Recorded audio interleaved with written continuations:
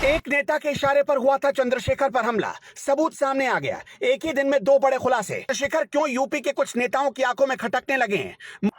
मोदी भी हाथ डालने से डरते हैं। चाणक्य शाह की चाणक्यगिरी हो जाती है फेल। यूपी में पिछड़ों के नए नायक बन गए चंद्रशेखर आजाद। मायावती की दुकान हुई बंद। बीजेपी की हवा टाइट। पश्चिमी यूपी में आजाद ने टफ कर दिया फाइट। अमित शाह मनाते रहे, एनडीए में बुलाते रहे, लेकिन नहीं माने चंद्रशेखर।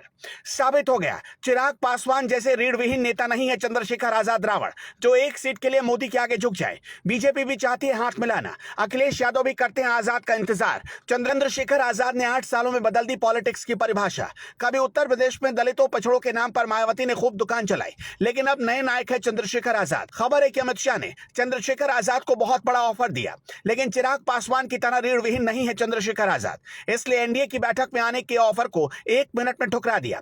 इस वक्त पश्चिमी उत्तर प्रदेश में सबसे बड़े जाट नेता बने हुए हैं जयंत चौधरी, लेकिन असल में पश्चिमी यूपी में किसी नेता के लिए लोग दीवाने हुए हैं तो वो इकलौते चंद्रशेखर आजाद हैं। इन दिनों यूपी के उभरते हुए नेता बनते जा रहे हैं चंद्रशेखर आजाद। एक तरफ मायावती है जो 2012 के बाद से किनारे चली गई। ऐसा लगता है कि उनकी पार्टी में अब कोई स्पार्क बचा ही नहीं। उनकी एकला चलो पॉलिसी पार्टी को और डुबो रही है। उनकी भ्रष्टाचार की इमारतों में एक के बाद एक छापेमारी हुई, आलीशान महल खाली करवाया गया।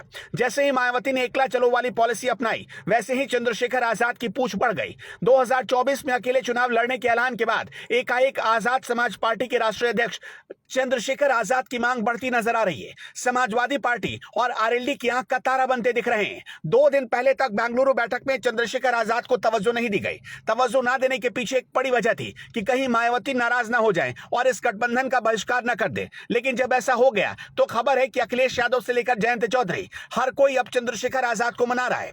सूत्र दावा करें कि विपक्षी दलों ने फिलहाल दलितों में चंद्रशेखर के कद को स्वीकार लिया, लेकिन दलितों की पहली पसंद मायावती है, इसलिए चंद्रशेखर आजाद को तवज्जो देकर मायावती को नाराज भी नहीं करना है। पर बेंगलुरु मीटिंग के अगले दिन मायावती ने विपक्ष की रणनीति पर पानी फेर दिया। मायावती ने ऐलान कर दिया कि वो लोकसभा चुनाव भाजपा और कांग्रेस के नेतृत्व वाले मोर्चा से अलग लड़ेंगी। माया के 2 टूक ऐलान के बाद एकाएक आजाद समाज पार्टी के राष्ट्रीय अध्यक्ष चंद्रशेखर आजाद का कद बढ़ गया। समाजवादी पार्टी और राष्ट्रीय लोकदल और विपक्ष की आंख के तारे बन गए। लेकिन अचानक ये हम सब आपको क्यों बताने लगे? दरअसल एक साथ चंद्रशेखर आजाद से जुड़ी 2 बड़ी खबरें सामने आई हैं।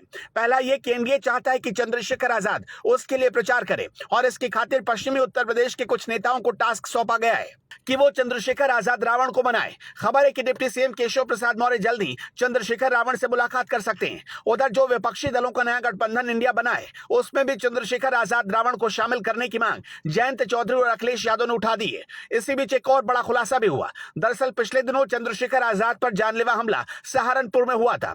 इसका खुलासा भी पुलिस ने कर दिया। आरोपी गिरफ्तार कर लिए गए, लेकिन चंद्रशेखर खुलासे पर सवाल उठा रहे हैं। हमले को बड़ी साजिश बता रहे हैं। सफेदपोश नेताओं का हाथ बता रहे हैं।